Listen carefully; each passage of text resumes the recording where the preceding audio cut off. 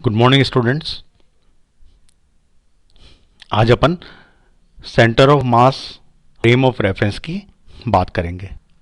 इसको ज़रा ध्यान से सुनिए क्योंकि इसमें सारा समझने का है, एक एक इस लाइन के अंदर समझने की है। क्योंकि आपको इस जितना भी बताएंगे डेरिवेशन, ये आपको दिमाग में सोचना पड़ेगा, सामने नहीं दिखेगा।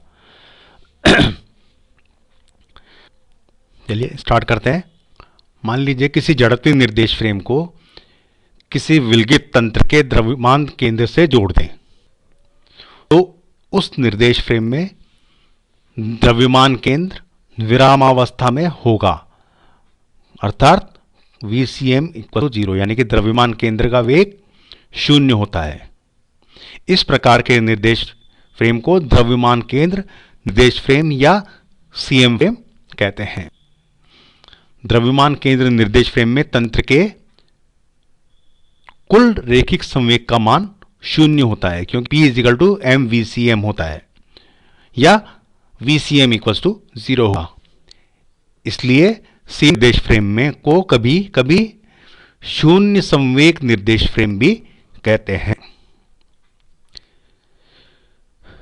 बाह्य बल की उपस्थिति में किसी निकाय का द्रव्यमान केंद्र जड़त्वीय निर्देश फ्रेम में समान वेग से गतिमान होता है। इसलिए विलगित निकाय के लिए द्रव्यमान केंद्र निर्देश फ्रेम एक जड़त्वीय फ्रेम होगा। ठीक है। प्रयोगशाला से जुड़े हुए फ्रेम को हम लेबोरेटरी फ्रेम ऑफ रेफरेंस या L फ्रेम कह देते हैं। कुछ समस्याओं का हल प्रयोगशाला फ्रेम में कठिन होता है, कैलकुलेशन थोड़ी मुश्किल होती है, लेकिन उनका हल CM निर्देश फ्रेम में आसान होता है। उदाहरण के लिए कणों की टक्कर का अध्ययन लेबोरेटरी निर्देश फ्रेम की अपेक्षा CM निर्देश में आसान होता है, जिसको अपन आगे डिस्कस करेंगे। इसी में नेक्स्ट टॉपिक है कोलिजन ऑफ पार्टिकल्स और बॉडी। कणों या पिंडों की टक्कर। मान लीजिए जब दो कण एक दूसरे की ओर गति करते हैं तो निकट आने पर पारस्परिक म्यूचुअल इंटरेक्शन के कारण उनकी गति या संवेग या ऊर्जा का परिवर्तन होता है। इस क्रिया को दो कणों या पिंडों की टक्कर कहते हैं। टक्कर में दो कणों या पिंडों का संपर्क में आना आवश्यक नहीं होता। साधारणतया दो स्थूल पिंड टक्कर में एक दूसरे को स्पर्श करते हैं, लेकिन आवश्यक सूक्ष्म कणों जैसे अल्फा कणों की टक्कर में एक कण एक दूसरे को बिना स्पर्श किए भी प्रकीर्णित हो जाते हैं। दो पिंडों की टक्कर में रेखिक संवेग संरक्षण का नियम सदैव लागू होता है, लेकिन प्रयोग से यह ज्ञात होता है कि कुछ टक्करों में गतिज ऊर्जा संरक्षित होती है और कुछ में नहीं होती। अतः गतिज ऊर्जा संरक्षण के आधार पर टक्कर दो प्रकार की हो सकती है। अब पहली टक्कर है पूर्णतः प्रत्यास्थ टक्कर या परफेक्ट इलास्टिक कोलिजन। यदि किसी टक्कर में कुल गतिज ऊर्जा में कोई परिवर्तन नहीं होता तो ऐसी टक्कर को पूर्णतया प्रत्यास्थ टक्कर कहते हैं।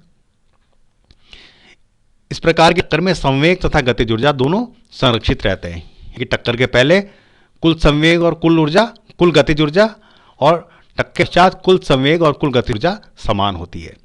परमाणु एवं नाभिकीय कणों के बीच टक्कर पूर्णतया प्रत्यास्थ होती है।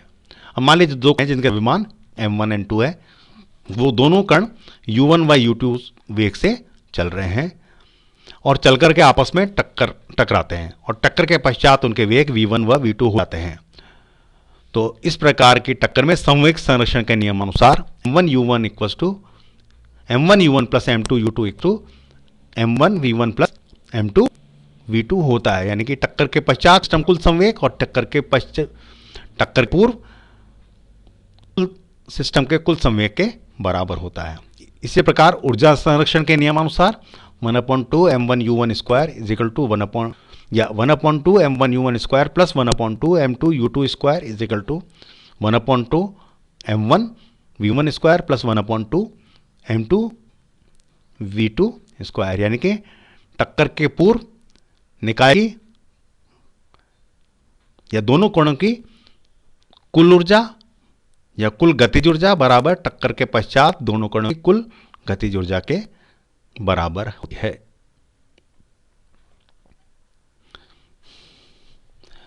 अब इसमें नेक्स्ट टॉपिक आता है पूर्णतः अप्रत्यास्थ टक्कर, परफेक्टली इनलास्टिक कोलिजन।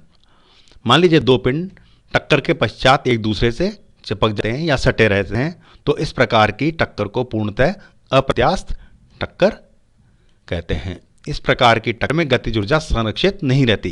गतिज ऊर्जा के अधिकांश भाग का अन्य प्रकार की ऊर्जाओं में जैसे ध्वनि, ऊष्मा इत्यादि में क्षय हो जाता है, लेकिन इस प्रकार की टक्कर में संवेग संरक्षित रहता है। पूर्णतः अप्रत्यास्थ टक्कर के उदाहरण है बंदूक की गोली का लक्ष्य से टकराकर उसी में रुक जाना आदि। माना दो कण हैं जिनके द्रव्यमान क्रमशः m1 m2 है, वे क्रमशः u1 व u2 वेग से गतिमान हैं।